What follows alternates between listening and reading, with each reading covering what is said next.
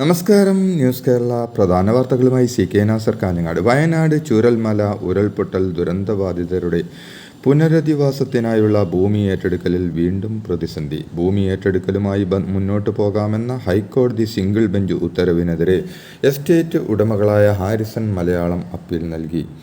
ഹൈക്കോടതി division ബെഞ്ചിലാണ് appeal നൽകിയത്. വയനാട് ഉരുൾപൊട്ടൽ ദുരന്തത്തിൽ കാണാതായവരെ മരിച്ചവരായി കണക്കാക്കാമെന്ന തീരുമാനമായി സംസ്ഥാന സർക്കാർ.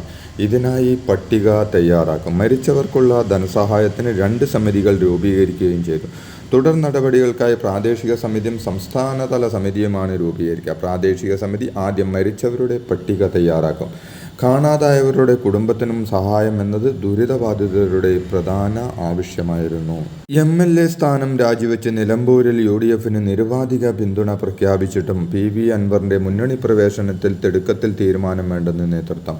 മലപ്പുറം DCC പ്രസിഡന്റ് VS ജോയിയെ സ്ഥാനാർത്ഥിയായി നിർദ്ദേശിച്ച അൻവറിന്റെ നടപടിയിൽ കോൺഗ്രസിൽ ഒരു വിഭാഗത്തിന് അമർഷമുള്ളതിനാലാണിത്. ഉപതെരഞ്ഞെടുപ്പിന്റെ തീയതി പ്രഖ്യാപനം വന്ന് മതി അൻവർ വിഷയത്തിൽ തീരുമാനമെന്ന നിലക്കാണ് കോൺഗ്രസിലെ നീക്കങ്ങൾ. PV അൻവറിനോട് മതിപ്പും എതിർപ്പും ഇല്ലെന്ന് KPCC പ്രസിഡന്റ് K സുധാകരൻ പറഞ്ഞു. നിലമ്പൂരിലെ സ്ഥാനാർത്ഥി ആര് എന്നതടക്കം UDF ചർച്ച ചെയ്യുമെന്നും അദ്ദേഹം പറഞ്ഞു. അൻവറിന്റെ നിർദ്ദേശം തള്ളാനും കൊള്ളാനും ഇല്ലെന്നും നിലമ്പൂരിൽ ജോയി മത്സരിക്കട്ടെ എന്ന് അൻവറിൽ പറഞ്ഞത് ദുഷ്ടലാക്കുണ്ടെന്നും അദ്ദേഹം പറഞ്ഞു. P ശശി വീണ്ടും PV അൻവറിന് വക്കീൽ നോട്ടീസ് അയച്ചു. ശശി അൻവറിന് അയക്കുന്ന 4ാമത്തെ വക്കീൽ നോട്ടീസാണ്. VD സതീശനെതിരായ അഴിമതി ആരോപണം ഉന്നയിക്കാൻ ആവശ്യപ്പെട്ടത് ശരിയാണെന്ന പരാമർശത്തിലാണ് നടപടി. PV അൻവറിന്റെ ആരോപണം അടിസ്ഥാനരഹിതമെന്നും പിൻവലിക്കണമെന്നും P ശശിയുടെ വക്കീൽ നോട്ടീസിൽ പറയുന്നു.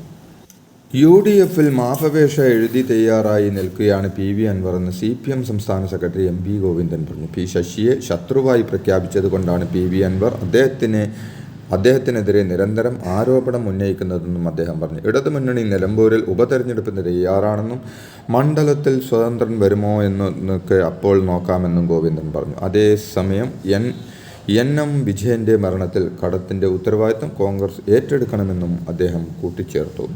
ജയിലിൽ കഴിയുന്ന വ്യവസായി ബോബി ചൊമ്മണ്ണൂരിന് ജാമ്യം അനുവദിക്കാമെന്ന് ഹൈക്കോടതി. ജാമ്യാപേക്ഷയിൽ വിധി പറഞ്ഞു. നടി ഹണി റോസിന്റെ പരാതിക്ക് ആധാരമായ ഉദ്ഘാടന പരിപാടിയുടെ വീഡിയോ ദൃശ്യങ്ങൾ പരിശോധിച്ച കോടതി ബോബി ചൊമ്മണ്ണൂരിന്റെ കമന്റുകൾ ദ്വയാർത്ഥ പ്രയോഗമല്ലാതെ മറ്റെന്താണെന്ന് ചോദിച്ചു. നടിയുടെ മാന്യത കൊണ്ടാണ് പൊതുമധ്യത്തിൽ അവരുടെ അനിഷ്ടം പ്രകടിപ്പിക്കാതിരിക്കുന്നതെന്നും സ്വയം സെലിബ്രിറ്റിയായി കരുതുന്ന ഈ മനുഷ്യൻ എന്തിനാണ് ഇങ്ങനെയൊക്കെ പെരുമാറുന്നതെന്നും കോടതി ആരാഞ്ഞു. പൊന്നമ്പലമേട്ടിൽ മകരവിളക്ക് തെളിഞ്ഞു. ശരണം വിളികളോടെ 10,000കണക്കിന് അയ്യപ്പ ഭക്തർ മകരവിളക്ക് ദർശനം നടത്തി. തിരുവാഭരണ അയ്യപ്പന് ദീപാരാധന നടത്തിയ ശേഷം 6:42 നട തുറന്നതിന് തൊട്ട് പിന്നാലെ 6:44 പൊന്നമ്പലമേട്ടിൽ മകരവിളക്ക് ദർശിച്ചത്.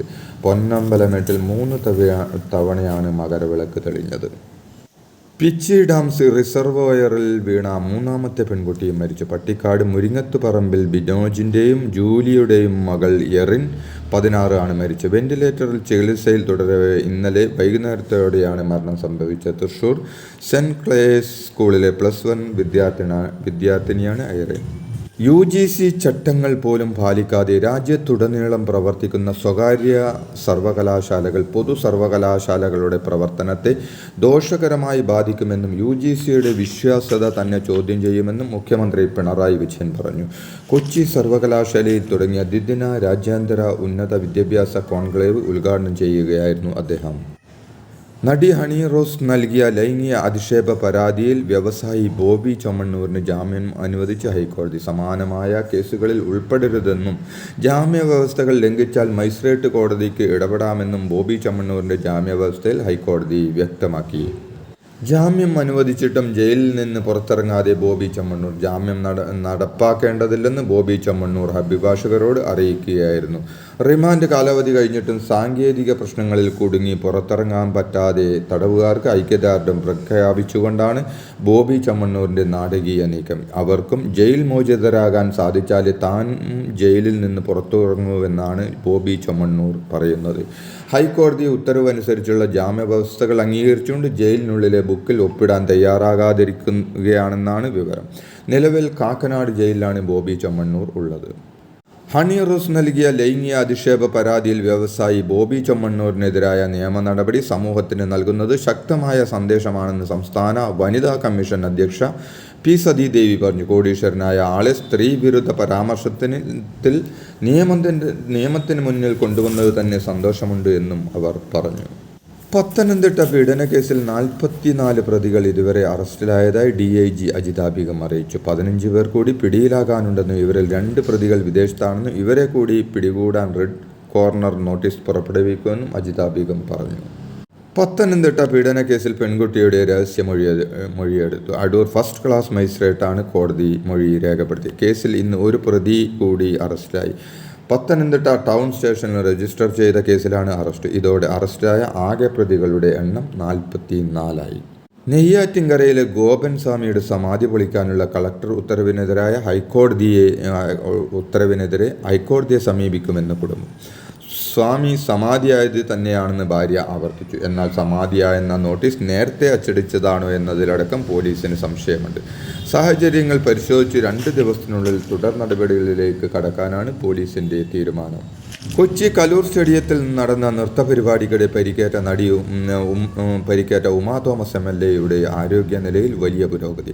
ഉമാ തോമസിന്റെ ആശുപത്രിയിൽ നിന്നുള്ള പുതിയ video MLA Facebook team social മീഡിയയിൽ പങ്കുവച്ചിട്ടുണ്ട്. ആശുപത്രിയിലെത്തിയ മന്ത്രി ആർ ബിന്ദുവിനോടും തൻ്റെ സഹപ്രവർത്തകരോടും സുഹൃത്തുക്കളോടും നിറഞ്ഞ ചിരിയോടെ വീഡിയോ കോളിൽ സംസാരിക്കുന്ന വീഡിയോ ആണ് ഫേസ്ബുക്കിൽ പങ്കുവച്ചിരിക്കുന്നത്. നിലവിൽ നല്ല ആശ്വാസമുണ്ടെന്നും വരുന്ന അസംബ്ലി സമ്മേളനത്തിൽ തനിക്ക് പങ്കെടുക്കാൻ കഴിഞ്ഞേക്കില്ലെന്നും മന്ത്രി കാണാൻ വന്നതിൽ ഏറെ സന്തോഷമുണ്ടെന്നും ഉമാ തോമസ് വീഡിയോയിൽ പറയുന്നുണ്ട്. ജാമ്യവ്യവസ്ഥ ലംഘിച്ചതിന് യൂത്ത് ലീഗ് സംസ്ഥാന ജനറൽ സെക്രട്ടറി PK ഫിറോസിനെതിരെയുള്ള നടപടി തടഞ്ഞ് ഹൈക്കോടതി. തിരുവനന്തപുരം ചീഫ് ജുഡീഷ്യൽ മജിസ്ട്രേറ്റ് കോടതിയുടെ നടപടിയാണ് ഹൈക്കോടതി താൽക്കാലികമായി മരവിപ്പിച്ചത്. കഴിഞ്ഞ ഒക്ടോബറിൽ നടന്ന നിയമസഭാ മാർച്ചുമായി ബന്ധപ്പെട്ട കേസിലാണ് ഹൈക്കോടതിയുടെ ഉത്തരവ്. സംസ്ഥാന ഭക്ഷ്യസുരക്ഷാ വകുപ്പിന്റെ ആധുനിക സൗകര്യങ്ങളോടുകൂടിയ മൈക്രോബയോളജി ലാബ് ആരോഗ്യമന്ത്രി വീണ ജോർജ് ഇന്ന് ഉദ്ഘാടനം ചെയ്യും. തിരുവനന്തപുരം കണ്ണാശുപത്രിക്ക് സമീപം സ്റ്റേറ്റ് പബ്ലിക് ഹെൽത്ത് ലാബ് ക്യാമ്പസിനോടുള്ള ഗവൺമെൻറ് അനാലിറ്റിക്സ് ലബോറട്ടറിയിൽ നിർമ്മാണം പൂർത്തീകരിച്ച ലാബിൻ്റെ ഉദ്ഘാടനം ഇന്ന് രാവിലെ 11 മണിക്കാണ് നടക്കുക. മെഡിക്കൽ കോളേജിൽ പ്രസവ ശസ്ത്രക്രിയക്കിടെ വയറ്റിൽ കത്രിക കുടുങ്ങിയ പന്തിരങ്കാവ് സ്വദേശി KK ഹർഷീന നടത്തിയ രാഷ്ട്രീയ പ്രേരിത സമരമെന്ന് വനിതാ കമ്മീഷൻ അധ്യക്ഷ പി സതീദേവി. നഷ്ടപരിഹാരം തേടി പരാതി നൽകണമെന്ന് നേരത്തെ ആവശ്യപ്പെട്ടു. അത് കേൾക്കാതെ രാഷ്ട്രീയ പ്രേരിത സമരത്തിന് പോയി. വനിതാ കമ്മീഷൻ ഇപ്പോഴും നിയമസഹായത്തിന് തയ്യാറാണെന്നും പി സതീദേവി വിശദീകരിച്ചു. ഇതോടെ ഇന്നത്തെ പ്രധാന വാർത്തകൾ സമാപിച്ചു. നന്ദി, നമസ്കാരം.